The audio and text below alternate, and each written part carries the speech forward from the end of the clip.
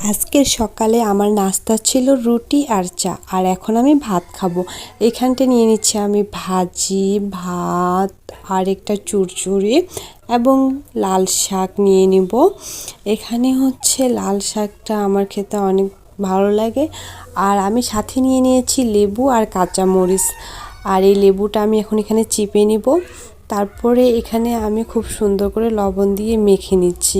তারপরে আমি নিয়ে নিব হচ্ছে ভাজিটা। এটা হচ্ছে আলু, বেগুন আর মূলার ভাজি। কি যে টেস্ট! আপনারা খেলেই বুঝতে পারতেন। আসলে আপনারা মনে করতে পারেন যে ভিডিওতে, তাই আমি এভাবে বলছি, আসলে না। এভাবে কাঁচামরিচ ট্যাবগায় আপনারা যদি ভাজি দিয়ে খান তাহলে দেখবেন যে সাধারণ খাওয়াটা অসাধারণ মনে হবে। আর আমি নিয়ে নিচ্ছি হচ্ছে ডারিকা আলুর চুরচুরি।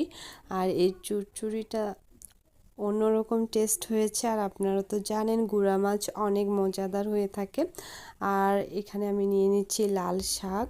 লাল শাকের সাথে আমি কাঁচা মরিচটা খেয়ে নেব। দুর্দান্ত! কি যে বলবো না, বলে প্রকাশ করতে পারছি না।